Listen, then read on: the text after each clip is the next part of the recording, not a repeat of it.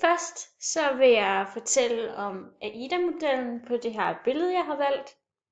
Det første, det er attention, og det er, at man kan se øverst på billedet, der er der sådan en fangende tekst, så man ligesom bliver grebet af det her billede i form af, der står støt lokalsporten til bedre træningsforhold. Det næste, det er interest, og det er, at jeg har sagt, at det er et fangende billede i form af, at man kan se, at målet er i stykker. Og det hænger også lidt sammen med desire, fordi at manden han har gammelt tøj på, og at det sådan ligesom giver lidt mere mening, når man kommer længere ned.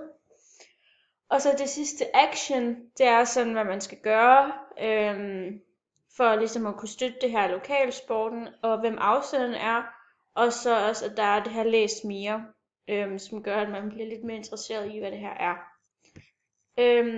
Der er også noget bevægelse i det her billede, det er det ene, man kan tydeligt se, det er benet, det er sådan, det ene ben, det er oppe, og så hovedet, som kigger den anden vej, så kameraet mere bare bliver en flue på væggen, end at det er sådan et opstillet billede.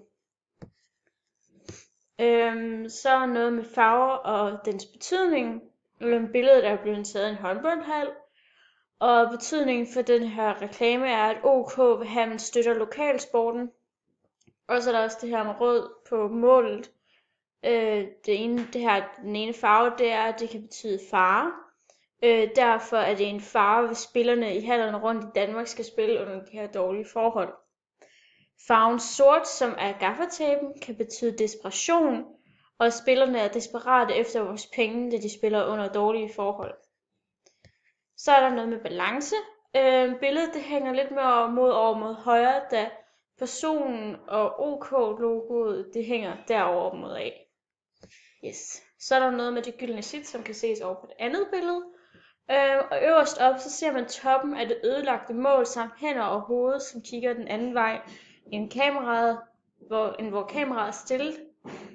Og efter man har lavet det her gyldne snit, så bliver man opmærksom på, at benet faktisk er centrum for det her billede. Og det nederste af billedteksten samt det nederste af målet er sådan de sidste 3 rækker. Yes, det var det.